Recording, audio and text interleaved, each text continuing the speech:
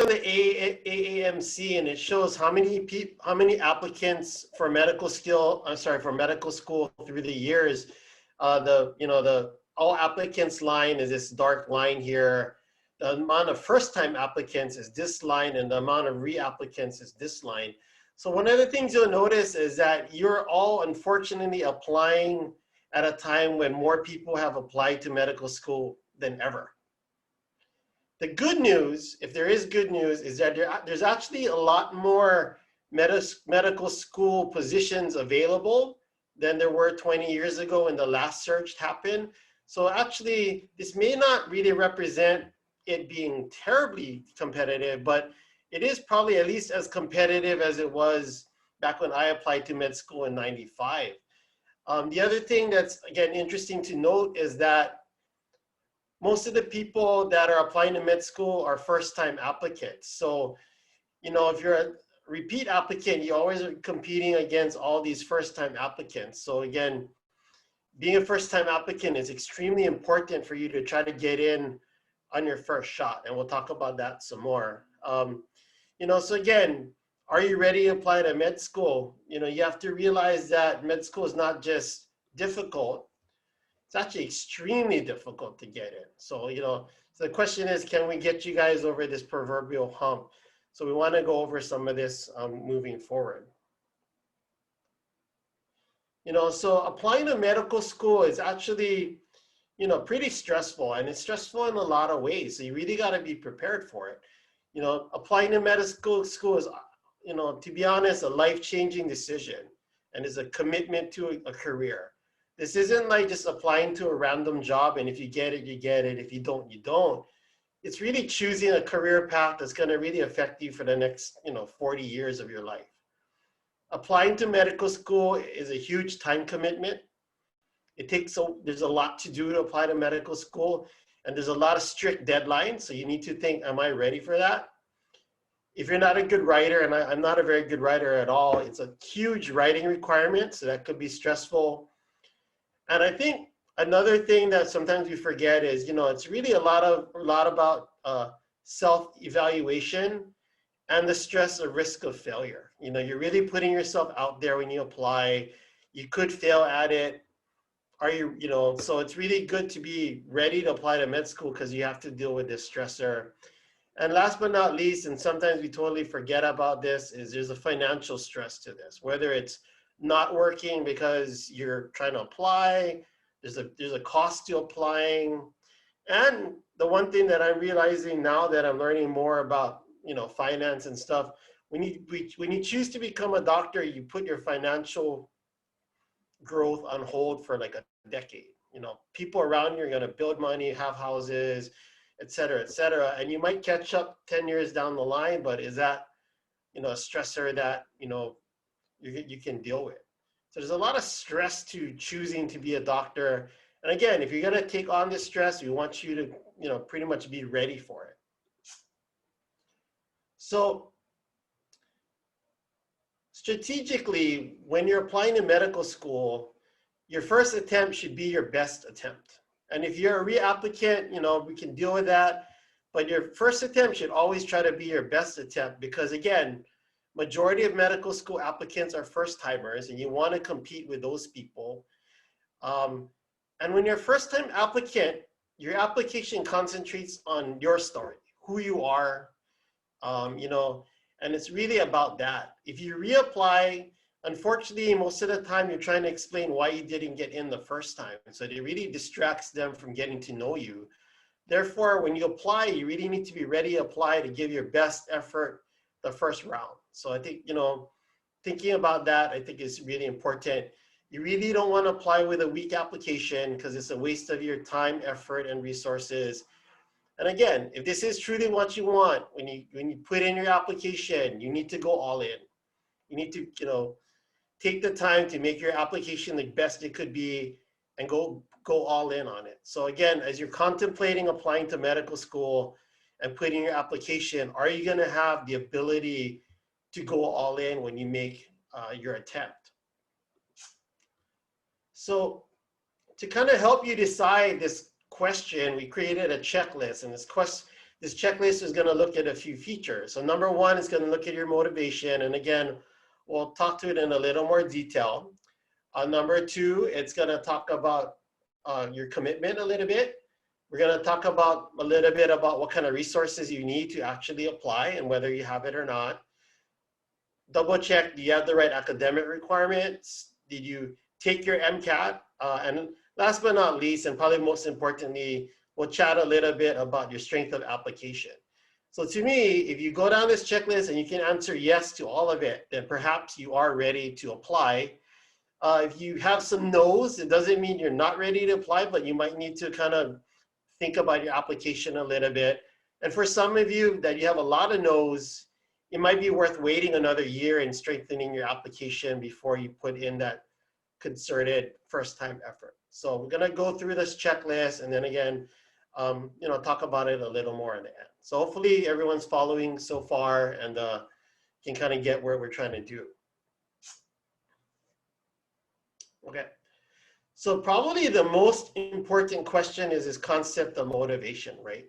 The most important question you have to be able to answer before you think about applying is, do you want to be a doctor? Okay, so medicine is a career and a lifestyle that's going to require a big investment of time and effort. You're going to have to choose, if you choose this career, it is a career of sacrifice and service. So you really have to tell yourself, did I actually ask myself this question and can I answer it? So related questions, did you really research what being a doctor is all about? Can you really see yourself spending the rest of your career in medicine? And can you verbalize these reasons for wanting to be a doctor? If you can't already say off the top of your head why you want to be a doctor, then perhaps you didn't research it enough or think about it enough. But I think you really have to be able to answer this question before you move forward with the application process, because again, it's such a huge investment of your time and effort. And if you can't answer this question on your application, you pretty much will not get into medical school. This is like the most important thing, that all of your work, all of your experiences, and everything that on your application that documents that is going to have to prove. So to me, this is the most important question. If you can't answer it, don't pass go and rethink how you're going to do your strategy.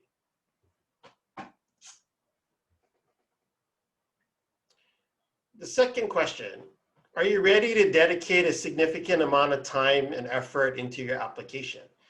Again, it's a very complicated process. It's time consuming.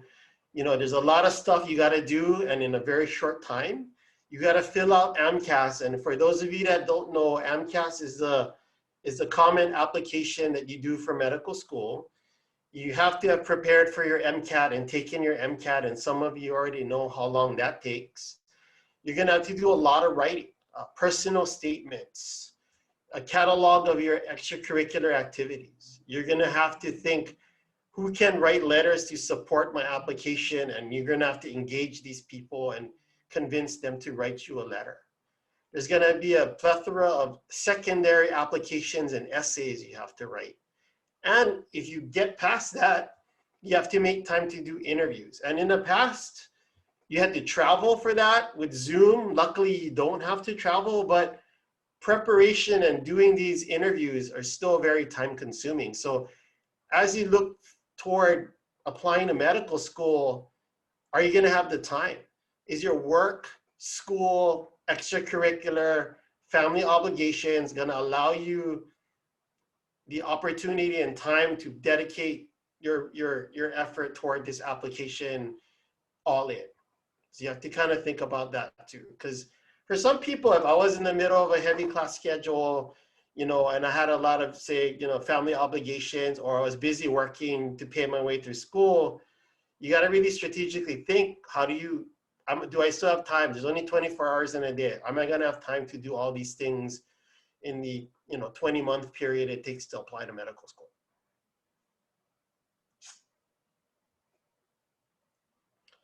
This is an example of the timeline. So you gotta roughly apply 20 months before your desired medical school starts. So if you're applying today, you're not gonna start next summer. You're gonna start the summer after.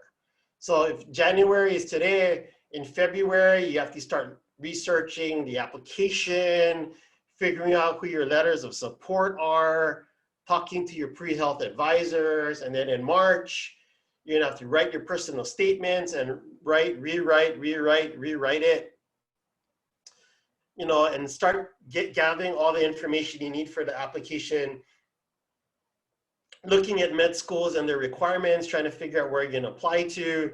April, you might be taking the MCAT, and again, more application stuff. And in May, then you start filling out your application and getting your transcripts and then choosing med schools. You submit it in June, and then in June, if you have a good application, they're gonna send you your secondary applications, which are more essays to write. And if you're lucky, between August for the 6 months after that, you'll be doing some interviews. And then if you do well on those, you're gonna have to pick where you're gonna go for the next 4 years of your life if you get into med school. So again, but if you really look at it, the next 6 months for you all, if you're gonna apply this cycle, expect it to be very, very busy. And do you have the bandwidth to take this on and put 100% into it? So that's some of your decision making right there. Next question is, do you have the resources, and in particular financial, to support the application and interview process? As I researched this, I was really surprised at how much it costs to apply to med school. It's been a very long time since I applied to med school. Some of you probably weren't born when I applied to med school, but I forgot how expensive it was. Now, if you take your MCAT every time each attempt, it's like $315. If you want to prepare for it and take a prep course, it ranges from like $500 to as much as $4,000, but like kind of the baseline Kaplan course is $2,000. And then average US medical student applicants actually apply between 10 to 15 schools to give them the best chance to get in. Your AMCAS fee is $170, and then for every school you add up above one, it's it's $41. It went up by one. $41 for each additional school. And then if you get secondary applications, they automatically tack on $100 to $150 per application. So if you're lucky and you get secondaries from 5 out of the 10 schools, it's another $500. And hopefully it stays Zoom and you don't have to physically travel. But if they go back to not like pre-COVID-19 standards and you have to travel for in-person interviews, you're talking thousands of dollars to interview at multiple medical schools on medical interview trips. So when you're thinking about applying to medical school, do you have the financial resources? Have you thought about this before? Did you save up money through your job, or do you have your parents, can they help you? You know, so these are some of the things you need to think about. I'll mention this now for those of you who may apply. If you're thinking of applying this year or next year, you should look into the AAMC Fee Assistance Program. And if you go to the website, just put that in. So if you qualify for this, and I believe what they need to look at is your own income tax and your parents' income tax. And for some odd reason, even if you're an independent and your parents don't claim you on their income tax, you still need to submit their income tax information below a certain number. And that's all dependent on how many people are in your household. If you're below a certain poverty level number, you'll qualify for this fee assistance program. And if you do, for the next 2 years, they'll pay for the AAMC online MCAT prep. It's gonna cut your MCAT fees like by almost 2/3. Your medical school admissions requirement database will be free. And they actually will give you 2 schools, which is worth like almost $1,000. 20 schools to apply and AMCAS for free. So if you do qualify for this, you should look into it. The application's open in February. So this is something to already look at if you haven't thought about it. And the other thing to do is if you're at University of Hawaii, look on their website because there's other scholarships that can help you with fee assistance. So and those deadlines are coming up. So if you haven't looked at them already, it's something you should all consider.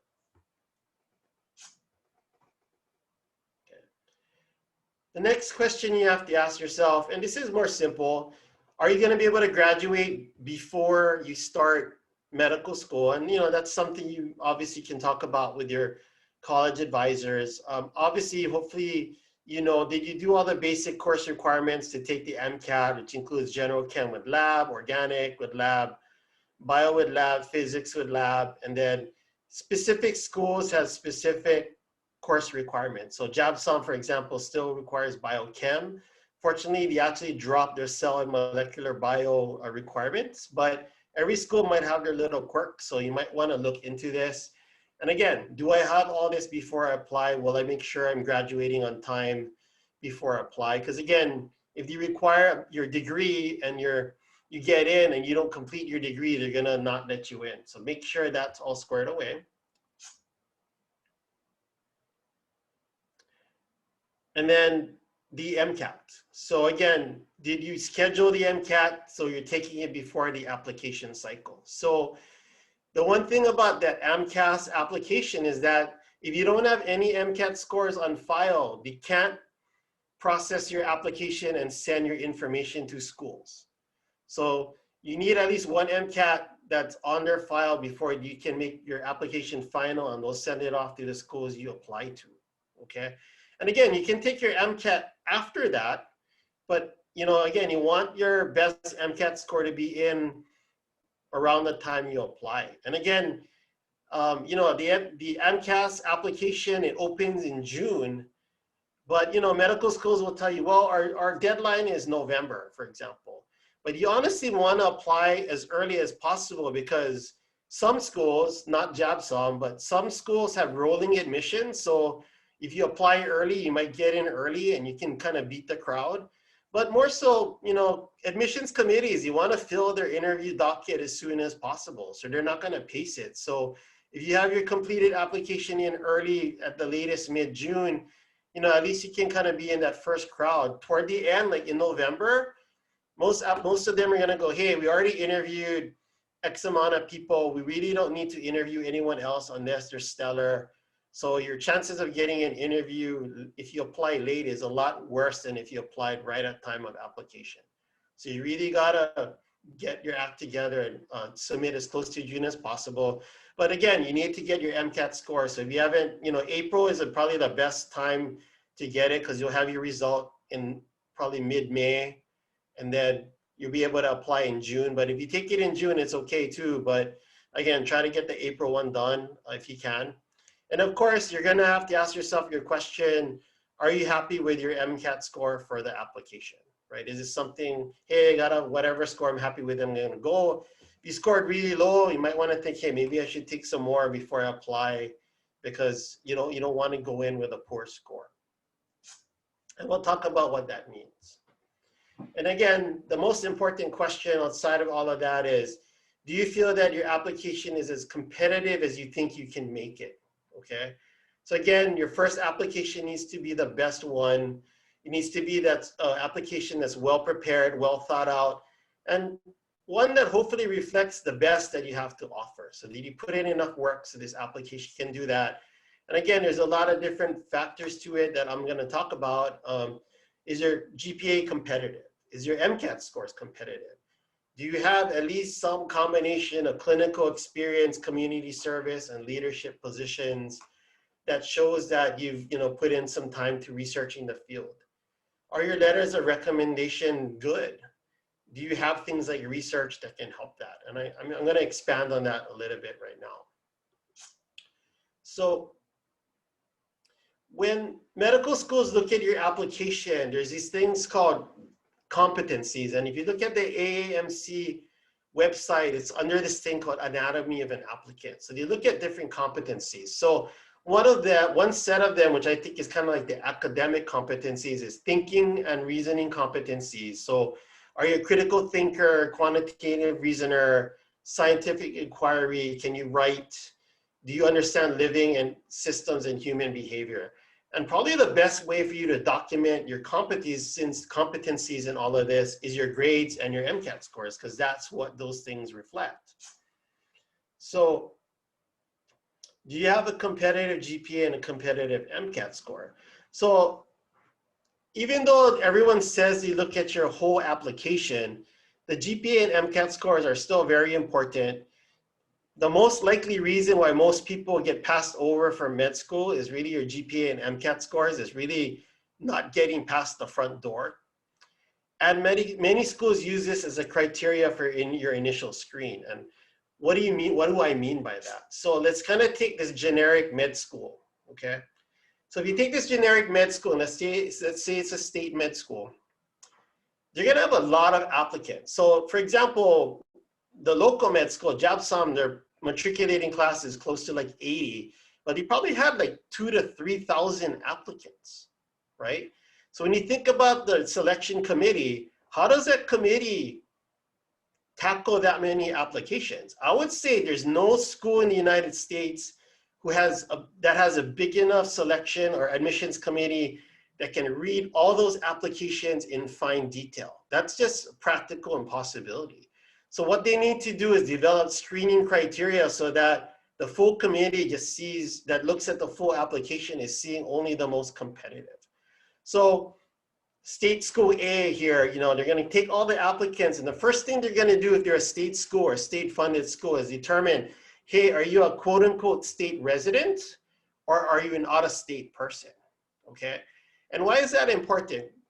It's because state funded schools, they get a lot of state taxpayer money, therefore they are mandated to take a higher percentage of in-state students than out of state students, okay? And then, but because there's only so many med schools, everyone will apply to in-state and out-of-state students. So there's usually a lot of applications. If you apply to a private school, then there's no in-state versus out-of-state. You're still just the big part of the pool.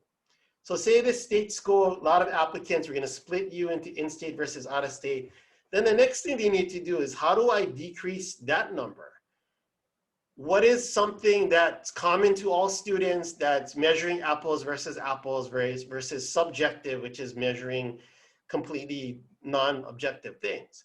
So the easiest thing to look at is GPA and MCATs, because everybody took their MCAT, everyone went to school and has a GPA, and this is the easiest thing to screen out. So they're gonna look at a combination of your GPA, MCAT, maybe a few other factors, but honestly, if there's thousands and thousands, you're not gonna read all of your essays at this point. So if you have bad scores, they're not gonna get a chance to read why your reason for getting that bad score. So at the end of the day, getting good GPAs and MCATs in whatever way you can is always gonna be the best plan for you, okay? Once you go through that and they screen out, they're gonna give you a secondary application. The other thing I was gonna mention, if you're out of state, because they only want to take 1 or 2 per class, the GPA MCAT criteria is a lot more stringent if you're an out-of-stater, right? So in-staters, you might interview, 100 people, but out-of-state, they might only interview 20 and they're only going to pick the top 20 people because they can afford to be picky. There's only a few people they can take, so they're going to take the best of the best. So if you're applying out-of-state, just kind of know that you're really going to be competing under a more strict criteria. That's why they always say it doesn't matter what state you're from, always apply to your in-state school if you have one. You get your secondary applications and you're gonna look at all of that, and then they're gonna decide, hey, who do we think is competitive enough for an interview? Put you in an interview pool. And then once you do your interview, then that's usually when admissions committees will take your file in detail. They'll read every single essay, they'll go over it with a fine-tooth comb. And after your interview, and that's your chance to let them know who you are off paper. And that's when they really get to look at your whole file most of the time. Again, every school is different. Some people will look at more stuff in the secondary application phase and stuff. But again, it's always a series of screenings. So the better you are getting through the front door, then they can get to know you more, and then you really shine. And again, once you get your whole file, you either get accepted or you don't get accepted, okay? So this is kind of how why GPAs and MCATs are important. It's used as a screening tool because it's the best screening tool that we have. And this will be true when you go to residency too. It's the same concept when you become a resident. Okay. So what kind of MCATs do you need? When you look at the statistics, the mean MCAT score for USMD or allopathic schools been about the same for the last few years. 510.5 out of, was it 528 is the most or something like that? I can't remember. But this is like 510, 511. Your science GPA, which looks mostly at your physics, chemistry, biology, and math courses, average GPA. And granted, the standard deviation is pretty good, so roughly 3.3 to 3.9 is your kind of range, but the standard is 3.6, and your mean total GPA 3.7. So that's kind of what people who got into med school, this is what their average GPA is nationwide in the United States. Okay. This is another interesting grid that came from the AAMC. So they looked at all medical school applicants from 2018 until last year, and they looked at their GPA and whether they got in or not, and they looked at their MCAT scores and whether they got in or not. So if you had a 3.4, but you scored the lowest MCAT score, 0.8% of them got in. So all of the people that happened, only probably 1% or so got in. But if you have a 4.0 and you scored the highest score on your MCAT, 86% of them got in. So interestingly enough, it's not 100%, right? So other factors still matter, but as you can tell, the better your GPA, and honestly, the better your MCAT score, the more likely you're gonna get into medical school. It increases your chances. But again, it's difficult because look, most of these numbers, if your average MCAT score is like 3.4 to 3.59, and you did well on the MCAT, it's still 61%. It's still just barely above a coin flip for them. So again, it's important for you to do as much as you can, either obviously to max both, but if you're weaker in one area, then you got to really make up for it in another area. So most of the time, people's GPA, it's hard to get a high GPA, especially if you're at a competitive school, but then you're going to have to really show your stuff with your getting a high MCAT. And again, the goal is to get in the door so you can let the rest of your application shine. But again, there's realities. If you had a 2.7, even if you got a high score in your MCAT, it's still only 30%. So again, importance of MCAT and your GPA. For those of you that are applying to JAPSOM, their last statistics, their MCAT score is pretty average, like 512. That's a really high average. But what I thought was really interesting is when you look at all their med students, the average GPA for their med students that got in for science was 3.72 and 3.76 for those that, for their total GPA. And when they looked at even for state residents, only 22% of people who applied end up matriculating, So probably the number that got in is probably a little higher and they just chose not to come here. But, JAPSOM for, a lot of people think, it's my local school, I can get in. It's still really competitive. So it's, again, how can you get your application ready for this?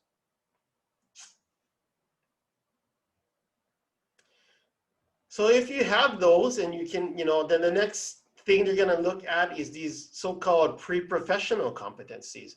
So what makes you the whole applicant? Service orientation, do you do service to others? Because, physicians, this is an important part of who we are. Social skills, are you able to interact with people like patients and colleagues? Cultural competence, teamwork. Can you communicate effectively through spoken word? Are you an ethical person? Reliability and dependability, resilience. Are you tough? Are you going to take the challenge coming forward and bounce back when you do inevitably have some failures? And that's par for the course when we become physicians. Most importantly, is there a capacity for improvement? So how do you develop these things? And more importantly, how do you document it so your application will reflect that you have these things is what's important. Some of the things you can do to show this is, number one, clinical experience. So again, clinical experience, it's not so that you have a skill you can use when you go to med school, because again, no one expects you to be able to take care of patients your first day in med school. What this really is to show the admissions committee is, I really thought about being a doctor. I did clinical experience so I could see what that really means. I tried to figure out, is this really for me? And so that's why you do clinical experience, so you can see what the life is like and decide, with informedness, with some informed, knowledge that being a physician is really what I want to be and that the lifestyle is really for me. Again, Common things would be physician shadowing, working in a clinic, volunteering in a hospital. But again, remember, it's not a one and done. So you cannot just rotate with Dr. Abinsay for one day and write that down and have that as your most meaningful experiences. Did you spend a semester with her going once a week? Do you work in home clinic and ran some of their, clinics with them? Did you have enough time and can document that you had enough time doing this kind of thing? Or is this something you need to work on? Similarly, and some of you who are in this picture, again, community service, leadership. Have you done things for this community and know the value of it? Are you a leader? We want physician leaders because as a physician, you're gonna lead someone someday. That's just part of it. So did you do things in which you show this capacity and your ability to lead? And can you document this? Research, that goes back to your scientific curiosity. It shows that you can work with other people, that you're resilient, that you're, you're willing to put in time. There's a lot of things doing research can get for you. So have you worked with a research team? Be phenomenal if you published in a research article, but to be honest, just being part of a research team and showing that you can work with others on something academic or scholarly only adds to your application. Now, do you need all three? No, but you should have some mix of at least more than one and show that you have competence. Letters of evaluation, or commonly we call it letters of recommendation. So basically, after you do all those great things that I talked about in terms of service, experience, and everything, and classroom, is there someone that knows you well enough that's going to write a letter that tells the committee, hey, I know so-and-so so well, and I worked with them a lot. I'm going to tell you they're the best student I've had in 10 years, right? So start thinking right now, if you haven't, who are the professors that can say they know you, or supervisor or faculty that can really talk about your qualities. Have a concrete plan of when you're gonna approach them. And every university is different in how they do letters of recommendation. So make sure you understand how your university. So I went to Notre Dame and they did what's called a committee letter. So all our letter writers had to send their letters not to me, but to the committee, and the committee made like one big packet with a summary letter. But other schools don't do that. What is the process at your college where you're getting your letters, and how does that work? So you got to figure that kind of stuff out. So again, did you think of your letter writers? Have you at least identified them in your head? And then what's your plan for going to get them? Because we only have a few months for that to happen. So again, going through the checklist, do you want to be a doctor? Are you committed? What are your resources? Are you making sure you got all your academic requirements? Make sure you got the MCAT squared away, ready to go. And again, how good is your application? Are you ready to go, or do you need some time to buff it up before you can put your best application forward? And that's all we really wanted to help you look at today, and at least one approach to looking at it. So the other purpose of us today is to let you know that you don't have to be alone in this. So if your answer is yes to everything, again, congratulations. You have a big, it's going to be a rough road, but I think if you put a lot of work, you can do this. And again, what we've created now, and this is brand new, is something called the Pre-Med Advising Program. And this is through Philippine Med Association of Hawaii and part of our mentorship initiative. And what we want to do is create, and I'll talk about the program in a little bit, but we want to be able to help you guys figure out how to do your application. If the answer is no, it's still okay. Again, we can take a pause and figure out when you should apply, or maybe you should still apply. Maybe we just have to sort through a few things. But again, our pre-med advising program is something that we're trying to create so we can help you.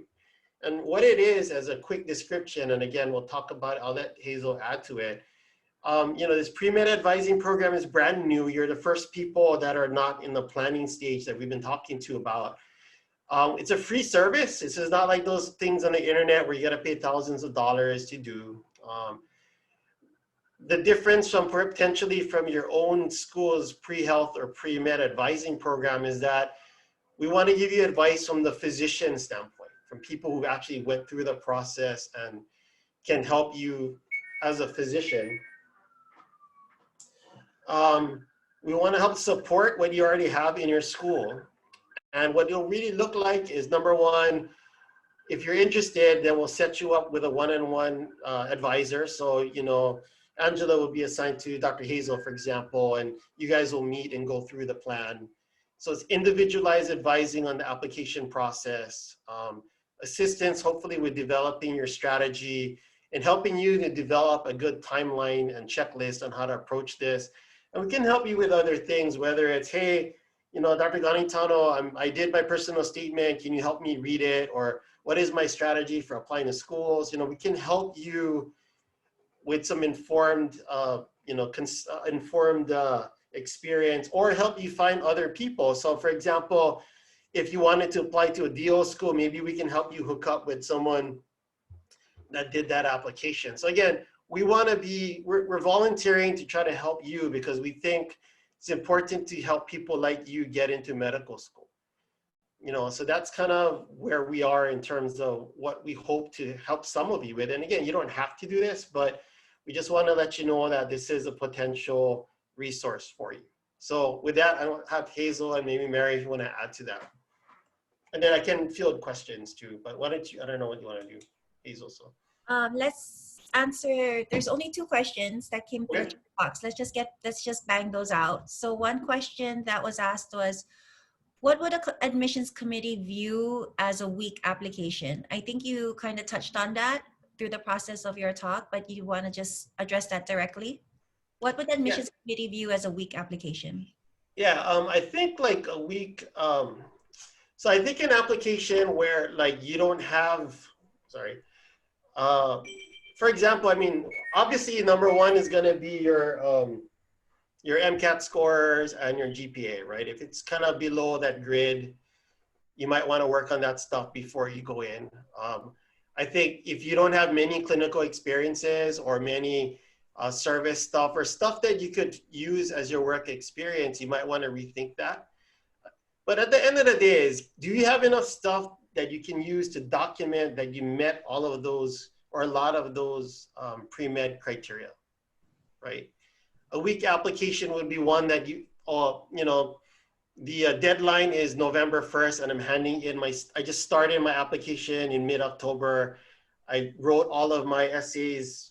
I didn't have anyone read them and I'm just applying super late in the year. I mean, lack of preparation, lack of forethought, lack of attention to detail, in addition to not having a lot of things to put in detail.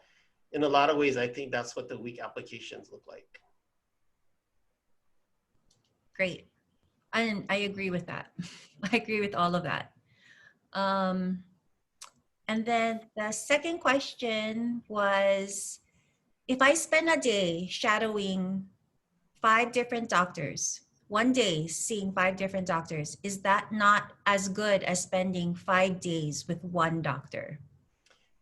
I think it's an interesting question. Like in one way, you saw different stuff, but where it hurts you is 5 different doctors aren't going to write you a letter, right? They're not going to say, hey, I worked with this student for,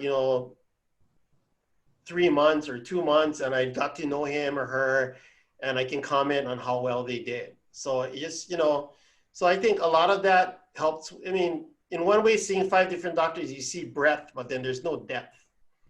Right? So I think getting to have a relationship with someone and seeing their practice over and over, I think makes a big difference. And as Dr. Hazel will tell you, like, for example, if you followed someone in an internal medicine office for 6 months, what's kind of nice about that is you'll probably see some of those patients over and over and you get to see truly what their life is like. So, I mean, I'm not going to say that seeing 5 different doctors is bad, but I personally think establishing a relationship with one over and over and over might be more helpful.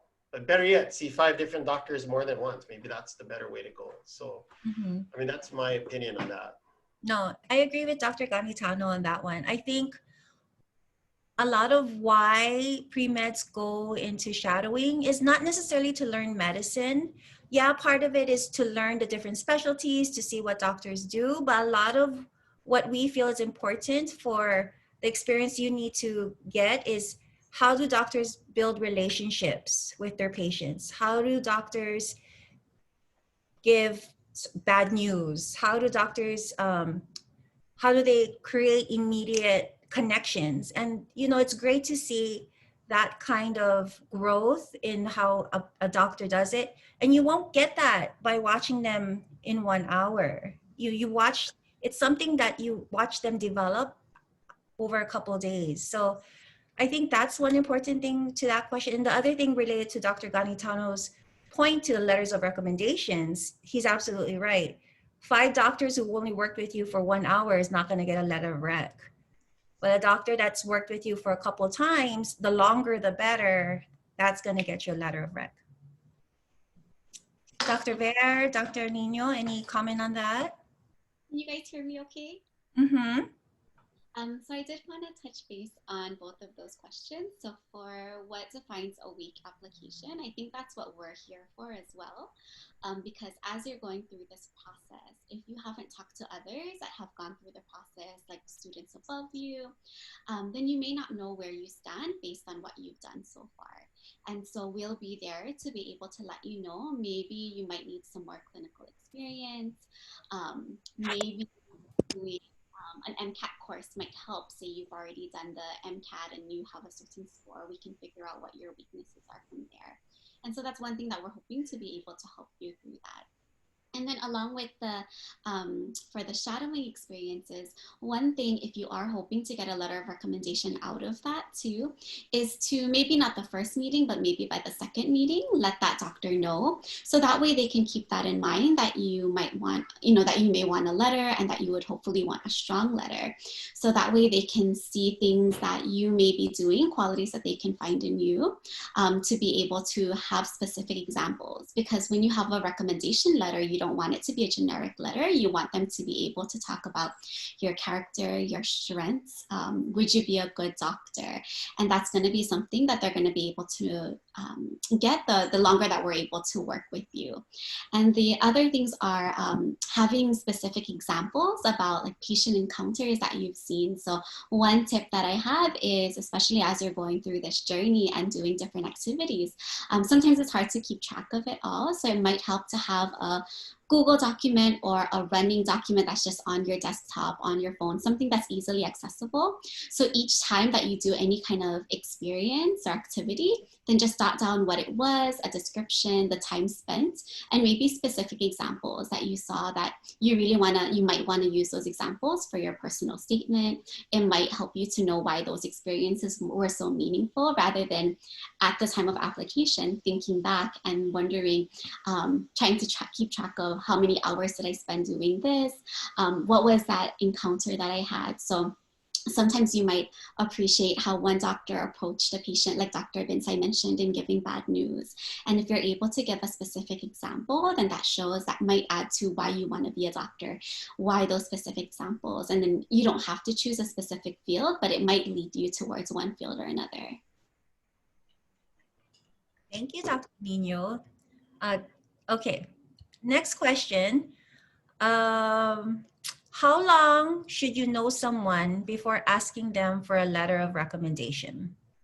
For this student, I started working as a scribe for about 2 months, and I scribed for different doctors, some same doctors. How long should I know someone before asking for a letter of rec? I mean, like for that specific case, like, do you see them one time in 2 months, or you see them 15 days a month for 2 months? You know, it really depends. I mean, it's really that you get a feel for whether or not you think they're serious about trying to help you get into med school, right? And I think it's really, you feel like you have a rapport with some of them. Again, like Dr. Nino mentioned, like at some point mentioned, hey, I'm applying to med school, and I'm, you know, do you think that this is for me, or, you know, can, you know, and getting to know them that way. again, if you don't feel comfortable asking them for a letter, then probably that's not the right person to ask a letter from. Usually it's pretty evident from, at least from a work standpoint. So, I mean, it's really going to depend on who you've kind of made a connection with for that. So I don't think there's a hard and set rule in terms of how long, because you could be with someone for 6 months and make no connection with them, and that's probably a bad letter. But you could work with someone for 2 months and get along with them awesomely, and then maybe they're still going to want to support you and your letter. I mean, I've written letters for medical students applying to residency after only working with them for 4 days, but they were great 4 days, you know? So it just depends on the relationship you have. And like Dr. Nino mentioned, there's a very specific way to ask for a letter. The best way to ask for a letter is, would you feel comfortable writing me a strong letter of recommendation? And the reason for that is, if you ask someone like, hey, would you be willing to write me a letter of recommendation? If you put it that way, I'm gonna feel guilty if I don't write you one, but I'm gonna just write you a generic one and it's not gonna do you any favors. But if you ask me, would you feel comfortable writing me a strong letter of recommendation, I have an out. I can say, I worked with you, I think you're a good person, but I can't write you a strong one because I don't think I know you enough. Because I think it's worse to get a bad letter than it is to, not have a letter from that person. So bad letters are probably worse than, other letters. So like generic, pretty much if your letter isn't saying that you're the best student I've ever had in the last 10 years, then it's kind of a bad letter. So, I mean, that's kind of how it works. Also, can you guys hear me? You can hear me, yeah? Yeah. So for anybody, also goes to another question versus the working in the front or in the back, right? So being in the clinic experience, I mean, the whole point of it is for you to see what medicine is about. But no matter if you're in the front or if you're in the back, if you're a scribe or if you're a medical assistant, you are in an environment where you can learn, right? You are in an environment where you can, impress the one you want to write your letter, right? Like, say, for instance, if you're scribing, maybe the person you're scribing for be like, hey, can we talk about like, how come you want this treatment, Because then that shows a physician like that you're showing interest in wanting to learn. You're not just like, you're not just like a robot describing, right? Because at the end of the day, we want to speak about you and your potential in the letter. And if you guys don't speak up and don't kind of make yourselves known that you're around and trying to be helpful and trying to learn, then you're just going to just be a wallflower and fade away, right? I mean, so applying to med school, you kind of have to be a little bit more, not aggressive, but a little bit more confident in being around and being visible, especially to your boss or the people you want to impress. And that just goes the whole way for like kind of this whole doctoring thing. You have to be comfortable being out there and putting yourself out there. Absolutely. So I frequently tell pre-meds, you have to be proactive. That starts day one, from when you are a freshman and you want to become a doctor. Even now, when you're in this phase, if you're not quite ready to apply to med school and you're going to apply next year, be very proactive. And a lot of that, it makes us uncomfortable because we're afraid of rejection. But really, you're not going to get any opportunities and you're not going to learn how to grow without a ton of rejection. And we've all gone through that. So get comfortable with rejection, but it's also going to make you a better person. Okay. We're almost there. In terms of Lidney's question, what is a good amount of letters from science professors / doctors? I think for that one, schools will require at least 3 to 4 letters in general. We'd like to have letter writers that can speak to different aspects of yourself. But in general, if the question is specifically how many letters from science professors / doctors, I would say at least 3. What do you think, Dr. Ganitano? You gotta look too, like, I'm not sure if specific med schools have specific requirements. So that might be something you need to research for the med schools you're applying to. They usually say you need like 2 or 3 from science, and then again, building a profile that can help you prove that you have all those competencies. So one of them from the clinical experience, one of them from your person that helped you with your research or helped you with your community service. I think trying to kind of be a little broad that you can cover all your bases in terms of how you did. I think that's kind of what's important. And I think the other interesting question about getting letters from science people, and the hard part is most of you, when you take, say, your physiology class, and even if you got an A, but there's 400 people in that class, how are you supposed to get, how are you supposed to get a letter from someone that doesn't know you? But you gotta remember, most universities are kind of set up for that. So hopefully you did a few office hours here and there, but check with your school and them, because some of the professors already know that, hey, like, for example, when I was in college, my physiology professor said, for those of you, she basically told the whole class, because we were all pre-med, well, if you got a A- or higher, I will write you a letter. Just come and make an appointment with me and bring your packet, which is like your CV and personal statement. But if you didn't get that grade, then, I'm not going to write you a letter. So some people are just very clear about it. So, but again, it's always better if you get people. So if you work, if you work in a lab or doing research projects, or you work with your science professor and you go to office hours a lot, I mean, most of that kind of stuff can only help you. And for anyone applying to DO schools, it's actually required to have a letter from a DO physician. So that's also something to keep in mind early on, is to at least start that shadowing experience, trying to get connected with one, so that way they can hopefully write you a strong letter. Thank you. Okay, we're almost there. I know we're trying to be very cognizant of everyone's time. Does my metabolism professor count as a science professor? I would think so. Metabolism science. Yeah, I guess. Yeah. I don't know if it comes toward your science GPA, but yeah. I'm pretty sure from a letter standpoint, it's okay. Mm-hmm. If this professor is like a physiology professor, that's a science professor. Because I was a kinesiology major, so my letters came from kinesiology, physiology professors. Okay, and then one last question. Is there any advice from the panel about applying to programs with dual, MD, PhD, MD, MPH, MD, MBA? I can answer this.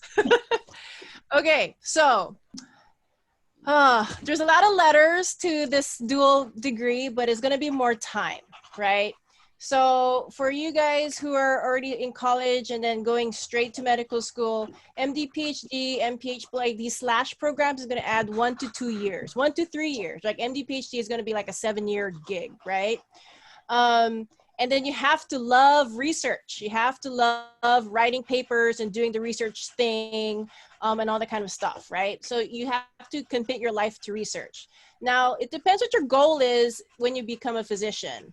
Do you want to be the physician who like works at big academic centers and like gives big, like invent stuff and like writes books and all that kind of stuff? Then yeah, then you should go for the MD, PhD type of situation. If you want to be a physician who owns if you want to be like the head of HMSA, that sort of thing, then yeah, you need an MBA. If you feel like you're gonna run like a hospital, MBA. MPH, if you're into like making big programs, working for the Department of Health, that's your vision, then great, get an MPH, right? So the thing, so for me, I took 2 years off before I went to med school because I knew my grades weren't good. So I worked in a research lab and I worked under an MD PhD. And then he was like, oh, you should do MD PhD. And I thought about it because the MD PhD half the time is free, right? They pay for your medical school because it's a PhD program. However, one thing you have to consider, and most of you are females on here, is the time, right? So I'm already graduated college. I took 2 years off. Med school is going to be 4 years plus the 2 or 3 of PhD plus residency. Then your life starts, right? So you really have to take that in consideration. And so when I did my research, I was like, I can't like pipette and write papers and write books and all that kind of stuff. I want to be the person in the operating room. I want to be the person on the floor. I want to be a doctor, right? If you're going to vision yourself as an academic, then you need these extra things. You don't have to have these extra things to be an academic physician, right? But if you know that what you want to be, then you should get one of these things. But for me as a female, the time thing, and did I really love research? I think that was the big trigger for me to say no. I can't do it. So I hope that answers your question, Anna. Time's a big issue. There's also issues with your application, because again, and if you read through the AMCAS report, there's different stuff you got to write, and you know your letters are going to come from people that you did active research with for your MD PhD. The other flip side is there's not a lot of programs that are MD PhD, MD MPH, MD MBA. So that's the other thing. It might actually limit how many places you can apply.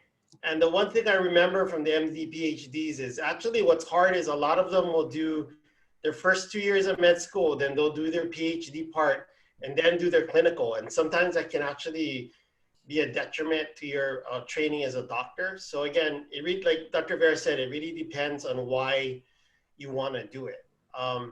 For stuff like MD, MBA, I would almost just do your MD and just do a MBA afterwards when you have money to pay for it, or better yet, you get somebody else to pay for your MBA down the road. So again, it's really, the concept is what matters to you, right? What is the most important aspect? Do you want to be a physician scientist or, you know, physician business person? Is that what matters more than just getting in and getting done? Because remember now, after med school, you still got at least 3 years of residency, if not 7 or 5 to 7 as a surgeon. Then if you want to do a subspecialty on top of that, that's another 2 to 3. And then you finally get to start making money and doing what you want with your life. So again, there's at least another 3 to 7 years after med school. And if you do these longer programs, then it's going to be even longer. So you just got to remember all of these things. Dr. Bear, anything else? Yeah, so I did some calculations. I remember when I applied so for me, I wasn't the best applicant, right? So I really had to work hard to make my application better. So I did 2 years off. I wrote a bunch of papers. I invented a bunch of stuff. So, but in general, if you're thinking money-wise, to apply to medical school with Dr. Ganitano's number, say you're going to apply to 10 medical schools and get 10 secondary applications, you need at least $2,000. Okay, minimum $2,000 for these 10 schools. And then that's without the interviews, right? If the world opens up and lets you allow to go to interview, then add another $3,000. So I would say every round that you're going to apply to medical school is going to be $5,000, right? Can your family and you cut $5,000? So that's how it. So for me, my family's like, oh, we'll just help pay for everything. Just apply, you know. But they don't understand how much that means. I don't want your parents to be paying $5,000 for you to fail. You know what I mean? So this has to be a one-shot deal, and this has to be taken. If you have to save stuff and do all these kind of things and work, I mean, you have to, because this is an investment. Yeah. Oh, yeah. If you kind of go back toward your MD PhD, so if you add 2 years to your training, that's like potentially a $1.2 million error in your life, because if you're attending for 2 years longer and you made $600,000 a year, that's, you know, significant amount of money you're not adding to your total thing down the road. So you really got to think about, do I round that PhD, or am I willing to take, you know, 600,000 to 1.2 million less in my lifetime in earnings because I waited 2 extra years to become an attending, which is an interesting way to look at why, you know, is it really worth the time to do those things? Okay, everyone. Thank you so much. It is 6:05. I just wanted to tidy up the last minute things before we end the night. So for some of you, this is your first introduction to PMAH. So welcome. We are PMAH, Dr. Bear, Dr. Nino, Dr. Ganitano, and I, along with a lot of other physicians. We're local Hawaii physicians. none of us, not all, even though we're the Philippine Medical Association of Hawaii, we're not all Filipino. This mentorship program is not just for Filipinos. We are open to all ethnicities, nationalities. We are all inclusive, okay? So if you like what you heard tonight, if you kind of like our personalities, Dr. Ganitano, Dr. Nino, and I are volunteer advisors for pre-meds. So if you would like us to sit down with you, you would be assigned to one of us, and just to review your application. If you're on the fence or if you're not sure if you want to apply this cycle and you need another pair of eyes to help guide you, we're here for you. I will be sending out a evaluation form tomorrow to all of you just to receive your feedback. And on there, it'll ask like, do you want us to reach out to you for one-on-one advising? And we hope you do. We're very passionate about this. We all want to see you succeed, but we also want to make sure that, and it's a message that we're trying to like hone in, apply when you're ready. Don't apply just because. And speaking to that, please, please, please try not to do everything over the summer. So many times we've seen students try to take the MCAT for the first time in June, July, not do well, try to take it in August, September, pushing back their application, and then they don't really finally get their application until October. And so that, to us, is not ideal. We would like for you to be all prepared as much as possible by June 1st. And I understand not all of us will be there, but as close as possible. Okay. So we talked about mentorship. I'll be sending out the guideline, the survey tomorrow. Advisor, I wanted to share my thing. So because a lot of you, you're new to us, please follow us. Can you see my webpage, my desktop? Yeah. Can you see? Yeah, okay. So please follow us on Instagram and Facebook if you're not already. This is where we communicate a lot about when we have webinars or seminars or anything. So PMAH Hawaii is our name. We're on Instagram and we're on Facebook. We have a website. I know a lot of you were able to register for this event on here, but really we spend a lot of time working on putting really important websites here. We're trying to make it a one-stop shop for all of you. A lot of the data that Dr. Ganitano was sharing and the websites, they're all on here. A couple things that I wanted to highlight here. If you are not applying this summer and you're applying next year or so, please look into summer research programs. A big one is the Queen's Medical Center research program, and that's due February 1. Another one that's not on here, but if you click on this website, the INBRE is another big one. And it's along here somewhere, but take a look at it. The INBRE is another common big research that's due at the end of this month. I don't know if we're not gonna be able, I don't know if we're gonna not see all of you again. This might be the last time we ever might see some of you. So I just wanted to make a plug for the Imi Ha'ola program really quick. But it's on here, take a look at it. If you are from a disadvantaged background, the Imi Ha'ola program is a JABSOM post-bac program. If you get in, you get a stipend. It's 1 year intense program where they teach you basic sciences again, work on your learning style, your learning skills. And if you pass the Imi program, you're automatically guaranteed a seat into the first year JABSOM class. Okay. And then the other thing I wanted to share with you is Dr. Ganitano briefly showed up, but then we are in partnership with PIMSA, which is our Philippine Medical Student Association of Hawaii. So this is our next big workshop, February 10. I know a lot of you are going to be trying to take the MCAT in April. So this is going to be run by first and second year medical students from JABSOM and who just took the MCAT, who know what you're going through. They know how hard the MCAT is. So come and listen to them talk about how they prepared for it. I think that's the best way to get good advice, is to listen to people who went through it as well. Okay, stop sharing. And then that's it. It's already 6:10. Hopefully you folks found this information helpful for you. We hope that some of you do decide to join us for one-on-one advising just to get your application as ready as possible. And that's it. Dr. Bear, Dr. Ganitano, Dr. Nino, any last words? There's also a personal statement workshop on the 18th. Mm-hmm. And I saw, is Irene on the call so she could talk about pre-med? I think we'll save that. Okay. Yeah. But it's out there. This would be a good recruiting time, but whatever. It's okay. Dr. Nino, Dr. Bear, any last words? No, good luck everyone. Thank you for joining in with us. Yeah, so my last, oh, Uh-oh. We lose her again. She needs Our to get advice is get good Zoom support. apparently out in wherever it is, Waikele. okay, yeah, sorry. I caught off myself. So I've been looking at everybody's face this whole hour and a half or so, and everyone is deathly scared, okay?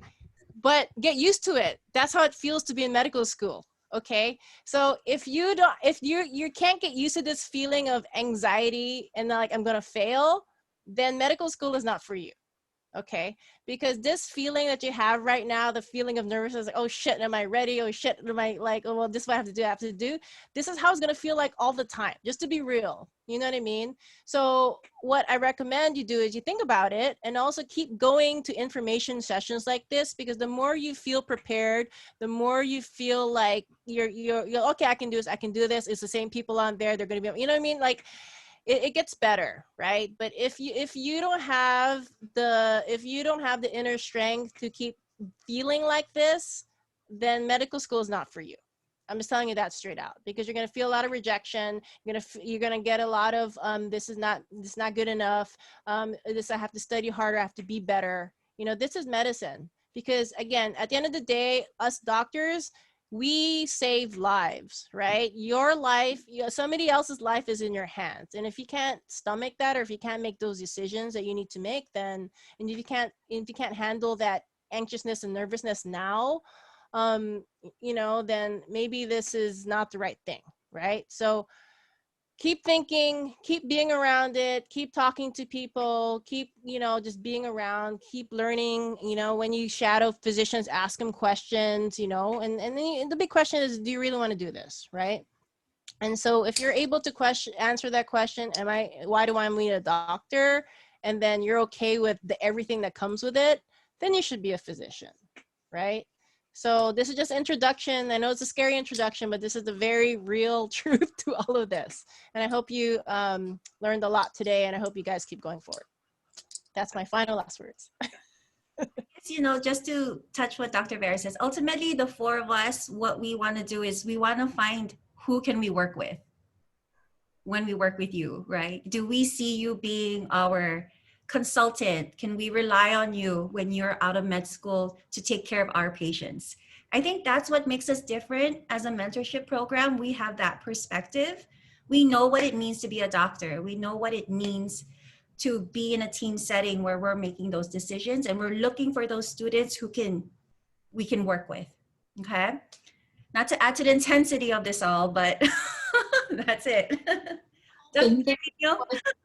I was just going to say, we've all been in your positions before too. So we were pre-medical students once.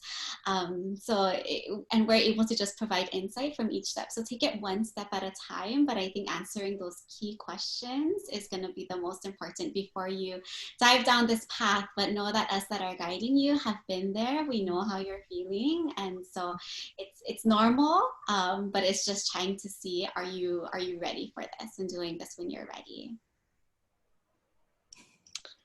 Can I say something? Yeah. I have butterflies right now. All of you are giving such amazing advice, and I really appreciate every one of you. Thank you so much. Thank you. Who said that? Hi, I'm Maya. Maya. Thank you, Maya. We appreciate that. Okay, everyone. Thank you so much. Bye, everyone. See you at the MCAT workshop. Thank you. Bye.